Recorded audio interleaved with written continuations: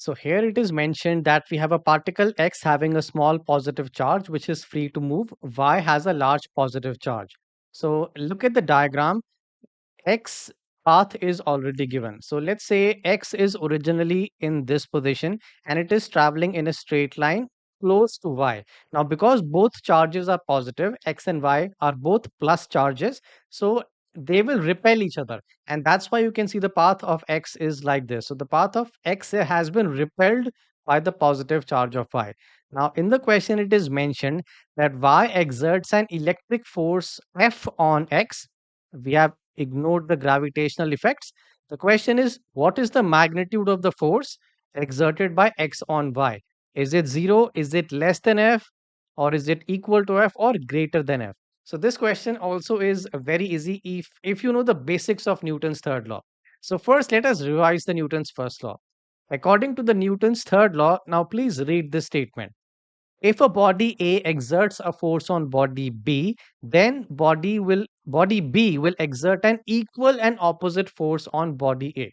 So the logic is simple. If A is applying a force on B, B will also apply the same force on A magnitude wise, but the direction, of course, is opposite. Let's understand this law in a little bit more detail. So now have a look at this image. Newton's third law states that forces always occur in pairs. So it's an action and reaction pair. So if you apply a force to something, so that something will give the reaction force back. So look at this diagram. We have a person which is pushing the wall. Now let's read what does F1 stand for. F1 is the force which is exerted by the person, but that force is exerted on the wall. Now, if you reverse this statement, force exerted by the wall on the person, this is your F2. So, in the image, you can see F2 is the force which is acting on the person, but who is applying F2? F2 is applied by the wall. Now, F1 and F2, according to the Newton's third law, magnitude wise, they are equal. So, F1 is equal to F2, and direction wise, they are opposite. And that's why we said if a body A exerts a force on body B will exert an equal and opposite force on body A. So, coming back to this question, here the objects are X and Y. So, if Y is applying a force of F on X, X will also apply the same force on Y. Magnitude wise, of course, it is the same, but direction will be opposite. Now, the question only specifies about the magnitude. That is why we can select C as the answer.